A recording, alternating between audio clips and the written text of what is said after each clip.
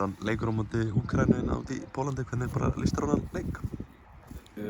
Bara vel, við erum bara undirbúið okkur núna, síðasta æfing og allt það. Þannig að við vitum svo sem held ég út í hvað við erum að fara og við þurfum að vera góð á morgun. Við þurfum að vera góða leik og við þurfum að klára hann leik með góðri spilmennsku. Hvernig hefur undirbúningurinn gengið? Bara fínt, þetta er náttúrulega stutt og snart og allt það, æfing á þriðjudaginn og svona rúmlega helmingu sem gat klárað þá æfingu bara við vorum að spila helgina og þannig að þetta er bara svona hefðbundið eins og þetta er í þessum gluggum að svona fyrst í alvöru að sem allir geta klárað æfingu á miðvikudegi. Þarna var breyting á hópnum seint í gærkvöldi, Hafrún Rakel dottin út og Jelena Tinna kölluð inn. Hvenær bara svona vissu að Hafrún Rakel geta ekki tekið þátt í þessu verkefni? Það var raunverulega bara í gær sem var endalega, við vorum bjartsýn eftir á þriðjudagskvöldið þá svona leist okkur betur á þetta og vorum alltaf bjartsýn að þetta gæti gengið og svo þurfti hann að draga þessu út miðri æfingu í gær og þá sáum við það að þetta var ekki orðið það gott að þetta myndi vera það gott að geti spilað á morgun og tekið frekar þátt í þessu þannig að við tókum það ákvörðun bara að skipta út en Jelena kemur svo sem bara inn í seinni leikinn. Hvernig bara Jelena heillaði mikið með spilamennsku sinni?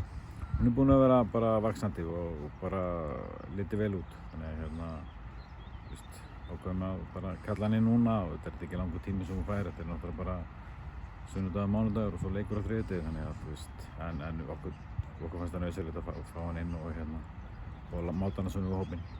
Sveindis alltaf ekki með í þessu verkefni, það var svekkjandi að heyra að hún geti ekki tekið þátt.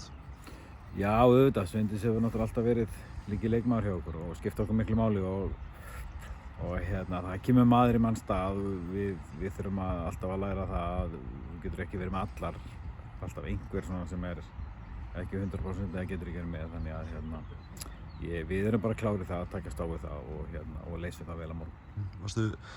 Varstu vongur þegar upprunalega hópurinn var valinn að hún gæti verið með í verkefninu? Nei. Það var svona, við vorum eiginlega bara að bíða eftir niðurstöðum úr svona einni myndatöku sem eftir að fara í. Þannig að við bara biðum eftir því og svo þegar svo niðurstaða var komin og þá vissum við það bara að við erum að gera þessa breytingu. Varstu með eitthvað svona alls konar möguleika í hausnum sem varstu búin að vera að hugsa hvernig þú ætlar að bara svona fylla í skarðið hennar? Já, við erum allavega að ákveða hvernig við ætlum að gera þetta á morgun og en svo bara við erum svo sem með nokkur option í kringu það en við bara stillum upp lið á morgun og svo sem kemur inn fyrir hann í hennar stöðu sem hún spilaði síðast það er bara hennar að sýna á sig klárið að leysa þetta. Þurfum við eitthvað svona að breyta áherslum okkar? Hún er með svona eiginleika sem ekki margir leikmenn í heiminum eru með? Nei, við erum svo sem ekkert í einhverju stórum tilfærslum en auðvitað náttúrulega bara menn í öðrum leikmenn þá koma náttúrulega alltaf einhverju hluti sem hún gerir öðru seldur en Sveindís og þá bara þá þurfa leikmenn bara að tengja við það og ég hef fulla trú að við gerum það á morgun. Þessi leikur um Úkraínu, býstu við öðru sem leik en heima út frá einhvern staðan í riðlinum er orðin þær þurfa náttúrulega bara að vinna leikinn? Já, ég býst við einhvern veginn að þær komi aggressívar í pressu. Það var svona svolítið á köfnum fannst mér í leiknum til að sérstaklega í fyrra áleik þar sem það voru passívar svolítið. Svona óvanlegt að sjá með við leikina í riðlinum á undan móti Englandi og Spáni að þær pressu alveg þegar áttu möguleika á því og svoleiðis og ég bjóst þeir aðeins aggressívar í pressunni og ég býst við að vera svoleiðis á morgun vegna þess að manni fannst í fyrirleiknum að þær svona voru þolinmóðar að bíða eftir tækifæri til að koma sér í góða stöðu en í hinum leikjunum kannski bara fóru þær all in þannig að svona finnst einhvern veginn líklegra að þær fara inn í leikinn og bara sækja til sigurs. Býstu við að það geti orðið einmitt bara eitthvað svona smá desperate í sínum leik kannski þegar það líður á leikinn?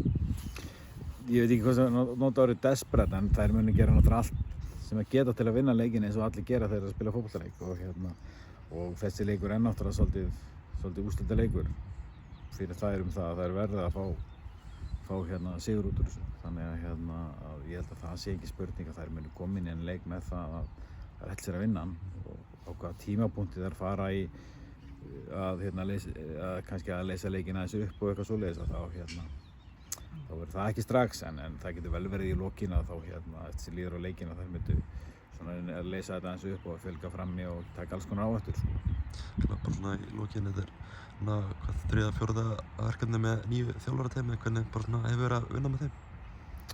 Það allt í lagi.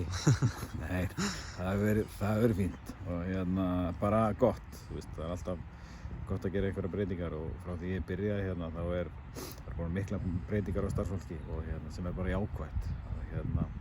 Ekki það að hitt starfsfólki hafi verið eitthvað slæmt, heldur bara snýst það að þegar að þjálfari er búinn að vera töluveri tíma þá þarf líka nýja raddir með honum til að svona þessi ferskleiki í gangi. Svona öðruvísi vinklar og öðruvísi sjónarhort líka? Já, það fylgir því alltaf. Það fylgir alltaf nýjum mönnum, fylgir einhverjir hlutir sem hann sér á annan hátt heldur en hinn aðilinn og kemur með kannski ný sjónarhorn og hluti fyrir þig sjálfan. Óli Kristjáns er eitthvað búinn að koma þér á óvart, maður heyrir að hann sé mikill húmoristi. Ég er bara að þekkja Óla í 40 ár. Spilaði maður fyrir 40 árum fyrst, þannig að það hefur ekkert komið á óvart. Það er bara eitthvað sem ég er bara að þekka það lengi að þetta er ekki nýtt. Takk fyrir þetta, Steinn, og gangi vel. Takk.